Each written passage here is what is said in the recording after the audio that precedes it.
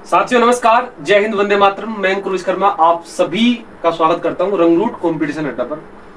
प्यारे बच्चों, आज हम लोग गणित की एक यात्रा शुरू करने वाले हैं। जो भी हमारे साथी SSC GD, UP police, Delhi police या आरपीएफ, इसके अलावा यदि आप किसी और प्रतियोगी परीक्षा की तैयारी करते हो, एसएससी वगैरह की, रेलवे वगैरह की, तो भी ये वीडियो आपके लिए रहेगी। एंड तक जरूर देखना, बहुत काम की बात बताऊंगा। अगर आपका गणित वीक है और आप इन भर्तियों की तैयारी में लगे हो, आपको ये बात पता होगी बच्चों कि बिना मैथ्स को तैयार किए, बिना मैथ्स में फुल स्कोर किए आप इन नौकरियों में सिलेक्शन नहीं ले पाओगे। क्योंकि यहाँ पर एसएससी जीडी अगर आप लोगे तो 20 क्वेश्चन मैथ के आते हैं, 1/4 आपका रोल रहता है मैथ का इसके अंदर। और दिल्ली पुलिस लोगे तो वहां पर भी आपके मैथ के 15 क्वेश्चन आते हैं दिल्ली पुलिस में, और आरपीएफ में 35 सवाल मैथ के आते हैं। तो बच्चों मैथ का रोल अच्छा खासा है, बिना मैथ के सिलेक्शन होगा नहीं, ये बात आपको पता है। और आप में से अगर किसी बच्चे का मैथ कमजोर है या उसे लगता है कि मैं गणित नहीं सीख पाऊंगा, मैं गणित कैसे सीखूं, मैंने तो गणित 10th तक ही पढ़ा है या 8वीं तक ही पढ़ा है, तो बड़ी समस्या है बच्चों के सामने कि सर मतलब बेसिक से नहीं समझ पा रहे। कोई व्यक्ति ऐसा मिल जाए, कोई टीचर ऐसा मिल जाए जो एकदम बेसिक से हर एक चीज को सिखा दे। हमें पॉइंटों में गुणा करने में, पॉइंटों में भाग करने में भी दिक्कत आती है, ठीक है, और ब्रैकेट को कैसे ओपन करें, इन सब चीजों में दिक्कत आती है। और एकदम आसान तरीके से कोई देसी लहजे में सिखा दे, तो बच्चों आपका भाई आपके सामने है, अंकुर विश्वकर्मा। मैं आप सब बच्चों को बहुत बेहतरीन तरीके से और बहुत ही आसान तरीके से पूरा गणित सिखाऊंगा। आज से हम लोग स्टार्ट कर रहे हैं अपनी जर्नी को, मैथ की जर्नी को। 4 से 5 महीने में कंप्लीट सिलेबस करा दूंगा। जल्दबाजी नहीं करूंगा क्योंकि आपको पता है मैथ जो आपका जो सब्जेक्ट है उसमें बहुत सारे चैप्टर हैं, और हमारे सिलेबस के अनुसार जो चैप्टर हम पढ़ेंगे उस पे मैं एक वीडियो बच्चों बना चुका हूं।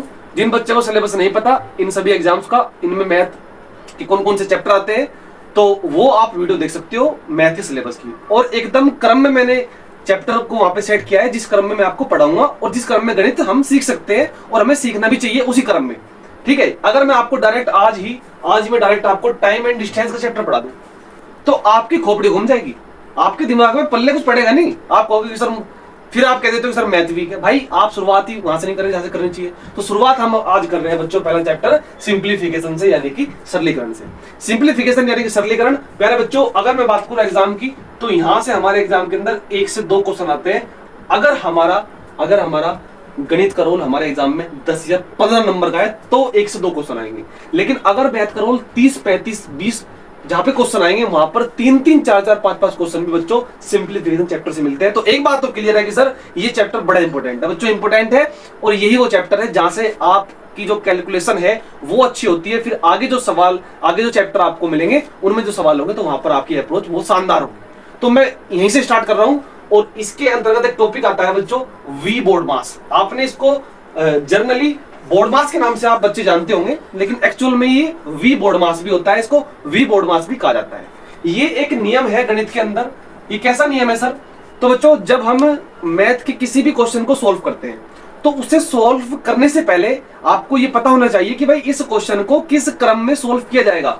अगर क्वेश्चन के अंदर भाग का भी चिन्ह है, गुणा का भी चिन्ह है, प्लस और माइनस का भी चिन्ह है, यानी कि 2 या 2 से ज्यादा चिन्ह है, अगर किसी सवाल में कम से कम 2 चिन्ह या 2 से ज्यादा चिन्ह है, तो हम बच्चों इस नियम के तहत, इस नियम के अनुसार उस सवाल को सोल्व करते हैं। अगर मैं आपके सामने केवल ये लिख दूं कि भाई 5 + 6, तो आपको यहाँ पर बोर्ड मास नियम की जरूरत नहीं है, क्योंकि यहाँ केवल एक ही चिन्ह है। तो आप कहोगे सर 5 और 6 11, इसमें क्या बोर्ड मास लगाऊं?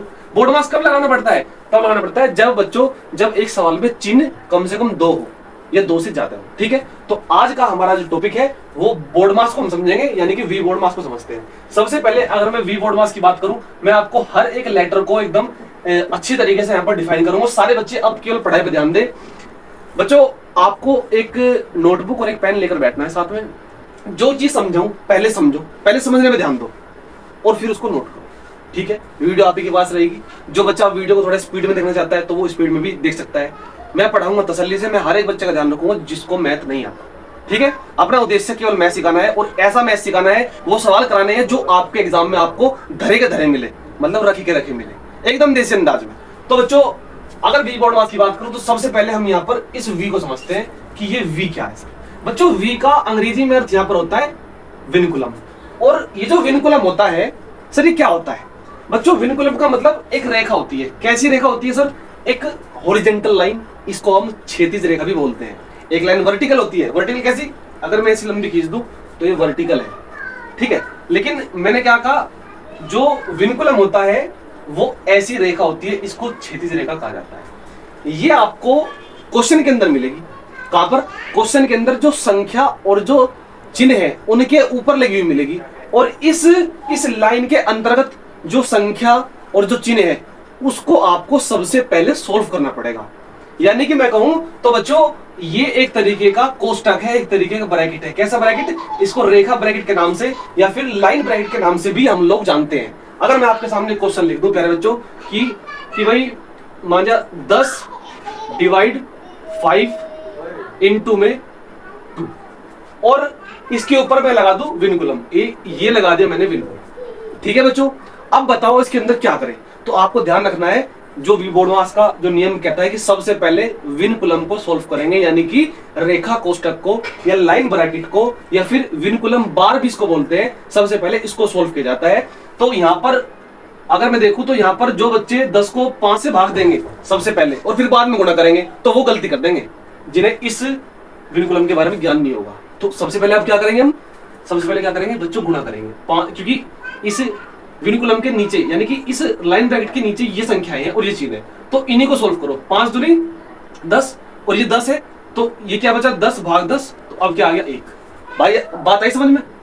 तो इस तरीके से हम इस चिन्ह को अगर सवाल में मिले तो हम सबसे पहले इसी को सोल्व करेंगे। अच्छा, अब आप कहोगे कि सर किसी सवाल में ये चिन्ह मिला ही नहीं। अगर नहीं मिला तो छोड़ो, फिर क्या ढूंढोगे? सेकंड नंबर पर आप सेकंड नंबर पर ढूंढोगे ब्रैकेट, यानी कि इस बी का मतलब क्या होता है बच्चों? ब्रैकेट। और ब्रैकेट का मतलब भी क्या होता है?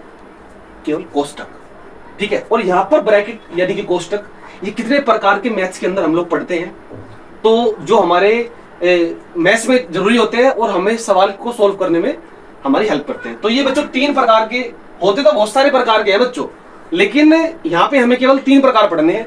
एक तो पढ़ना है बच्चों राउंड ब्रैकेट, ये आपको इस तरीके से ये राउंड शेप में है ना, तो इसलिए इसको राउंड ब्रैकेट या स्मॉल ब्रैकेट या छोटा ब्रैकेट के नाम से जानते हैं। तीनों नाम आपको याद रखने हैं, ठीक है भाई। और ये होता है आपका मिडल ब्रैकेट, या जिसको मझला कोष्टक या करली ब्रैकेट के नाम से भी जानते हैं, तो ये इसका दूसरे वाले का नाम है। फिर इससे बड़े वाला होता है सबसे बड़ा, इसको बिग ब्रैकेट या स्क्वायर ब्रैकेट के नाम से भी जानते हैं। तो ये बात आपको ध्यान रखनी है सब बच्चों को। तो ब्रैकेट कितने प्रकार के होते हैं? 3 प्रकार के।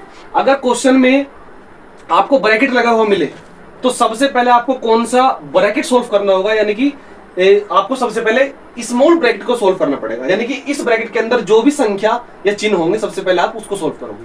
और इस ब्रैकेट को सोल्व करने के बाद बच्चों सेकंड नंबर पर जो ब्रैकेट सोल्व करना है वो आपको कौन सा करना है? करली ब्रैकेट करना है, यानी कि मिडल ब्रैकेट करना है, यानी कि मझला कोष्टक करना है। मैं बार बार क्यों बोल रहा हूं एक बात को समझाने के लिए, क्योंकि आप याद कर लो, आपके दिमाग में छप जाए। मेरी क्लास में आपको बिल्कुल ऑफलाइन वाली फीलिंग ना मिले तो बच्चों फिर क्लास लेने का कोई फायदा नहीं है, और मैं पढ़ाऊं और समझ में ना आए आपकी तो फिर मेरे पढ़ाने का कोई फायदा नहीं है। तो आपको तसल्ली धैर्य रखकर मेरी क्लास में पूरा फोकस करना है यहाँ पर समझने पर। अब मैं समझा रहा हूं तो केवल समझा रहा हूं बस, ठीक है। तो अब इसके बाद तीसरे नंबर पर आप क्या करोगे? बड़ा ब्रैकेट जो होगा वो सोल्व करोगे, ठीक है बच्चों। बात समझ में आई? यानी कि सबसे पहले विनकुलम बार, उसके बाद फिर ब्रैकेट। अब आप कहोगे कि सर किसी सवाल में ना विनकुलम मिला और ना कोई ब्रैकेट मिला, तो क्या करेंगे? तो बच्चों फिर आप क्या ढूंढोगे? उसके अंदर आप ऑफ ढूंढोगे। इस ओ का मतलब क्या होता है? ऑफ, ठीक है।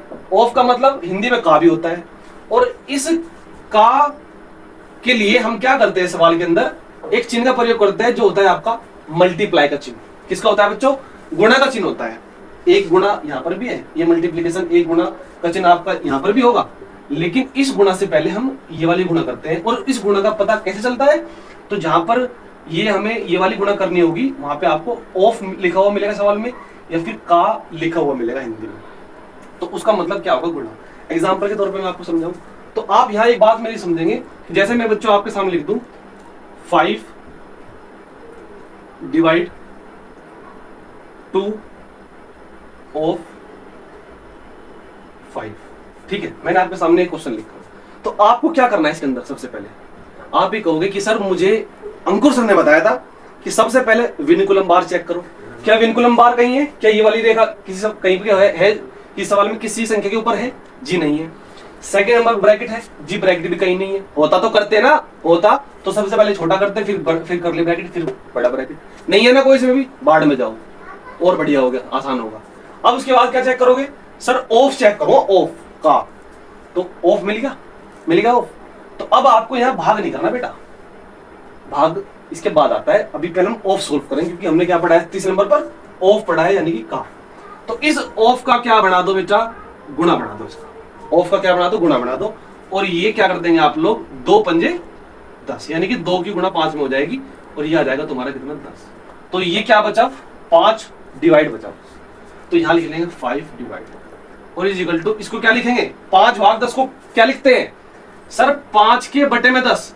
बहुत से बच्चे इसे उल्टा भी लिख दें, 10 बटे 5, नहीं, ये संख्या इसको भाग देंगे 10 से। ठीक है बच्चों, बात आई समझ में। 5 भाज्य होती है और 10 भाजक होता है, ये बात ध्यान रखनी है आप लोग। तो इसका जो आंसर आ गया वो आ गया 1 बटा। ऑफ का प्रयोग ऐसे होगा। अच्छा, अभी मैं सवाल भी लूंगा, पहले मैं एक बार आपको ये नियम बता दूं, इस नियम को फॉलो कैसे करना है आप लोगों को। ठीक है बच्चों, बढ़िया बढ़िया सवाल लेंगे, और वो भी लेटेस्ट सवाल कराऊंगा मैं आपको, जो 2026 के एग्जाम में आए हैं। यूपी पुलिस का एग्जाम हुआ, वो भी सवाल लूंगा। ठीक है, एसएससी जीडी का एग्जाम हुआ, वो भी सवाल लूंगा, लेटेस्ट लूंगा बिल्कुल। वर्दी पैर नहीं है ना, अगर वर्दी पैर नहीं है तो बच्चों मैं कह रहा हूं ठान लो। जिस बच्चे ने गणित सीख लिया ना, जिसके कब्जे में मैथ आ गया, उसके कब्जे में रीजनिंग बड़े प्यार से आती है। आपको ये बात तो आपको पता होगी। अच्छा, मैथ और रीजनिंग में तुम्हारे पूरे नंबर्स आराम से आ जाएंगे या आ जाते हैं। तो फिर रह क्या जाता है, 2 सब्जेक्ट और, हिंदी और आपका जीके। आप उसमें आधा आधा स्कोर भी करोगे दोनों में मिला करके। हालांकि हिंदी में पूरे में से पूरे ला सकता है बच्चा, क्योंकि वहां पर इतना ज्यादा कोई बड़ी हिंदी नहीं पूछता आपके एग्जाम में। अगर मैं बात यूपी पुलिस या फिर एसएससी जीडी की करूँ, तो सिलेक्शन के आप नजदीक पहुंच जाओगे बहुत। तो मैथ की अगर आपकी कमजोरी है तो आप ठीक व्यक्ति के पास आगे, आप 2-4 क्लास देखो, अच्छी तरीके से मुझे समझो, और फिर उसके बाद बच्चों लगातार पढ़ो। मैं आपको एकदम एग्जाम ओरिएंटेड कंटेंट ही दूंगा। ये नहीं है कि मैथ में है, मैथ पढ़ा रहा हूं तो कुछ भी, ऐसा कुछ नहीं है। चीज वही मिलेगी जो एग्जाम ओरिएंटेड होगी। अपना अपनी एक ही लाइन है, सिलेक्टेड पढ़ो और सिलेक्शन लो। सिलेक्टेड पढ़ोगे तो ही सिलेक्शन होगा। पढ़ने के लिए तो गणित बहुत बड़ा है, लेकिन हमें वही पढ़ना है जो एग्जाम से संबंधित है और जो हमारे काम का है। ठीक है बच्चों, चलिए। तो भाई VBO का मतलब समझ गया आप। अब D का मतलब समझेंगे बच्चों। D का मतलब डिवीजन होता है, सिंपल, और इसका मतलब होता है भाग। और भाग का चिन्ह कैसा होता है सर, इस तरीके का होता है भाग का चिन्ह। ठीक है, तो ये होता है आपका भाग का चिन्ह। ठीक है बच्चों, तो और कई बार भाई इसको हम इस तरीके से बटे के रूप में भी लिखते हैं। ठीक है भाई, अगर मैं 5 भाग 10 लिखूं तो मैं इसको 5/10 भी कह सकता हूँ। 5/10 भी मैं इसको कह सकता हूँ। तो इसीलिए भाग का और ये चिन्ह आपका एक ही होता है। यहाँ आपको ये बात समझ में है।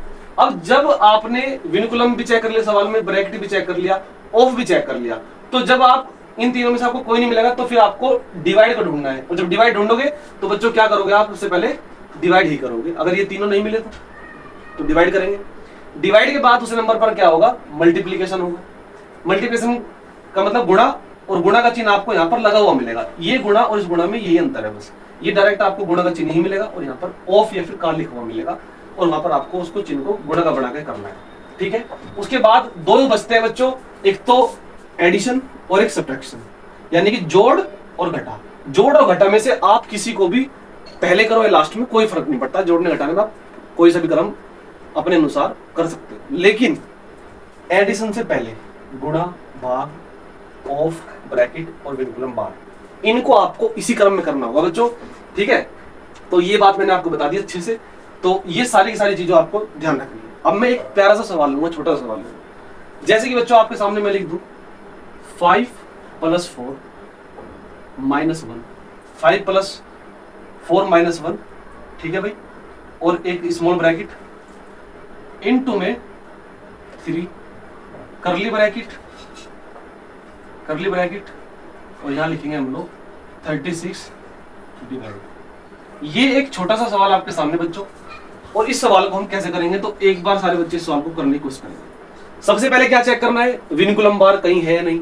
सर मिल गया, कहाँ है बच्चों, 4 और 1 के ऊपर है ना। तो सबसे पहले क्या करोगे, इसी को सोल्व करोगे। ये क्या है अपने आप में, एक रेखा कोष्टक, लाइन ब्रैकेट। तो 4 में से 1 गया बच्चों, 3 आ गया। कोई दिक्कत सर, कोई दिक्कत नहीं। तो 5 को 3 में जोड़ देंगे, कितना हो गया बच्चों, सर 8 हो गया। अब 8 रह गया केवल इस ब्रैकेट के अंदर, तो 8 प्लस का है तो बाहर लिख लेंगे इसको। तो जब 8 बचेगा तो इस 3 की गुना इस 8 में हो जाएगी। बताओ 3 अठे 24, तो कितना रह गया सर 36 डिवाइड बाय 24, यानी 36 को भाग देना है 24 से, ये बचा। तो बड़े आराम से कर लोगे इस सवाल को आप। 36 ऊपर लिखेंगे तो 24 नीचे लिखेंगे, और बच्चों 12 से कट जाएगा, 12 दिए 36 और 12 दूनी 24, यानी कि हमारे सवाल का उत्तर 3/2 होगा, या फिर हम इसको 1.5 भी लिख सकते हैं।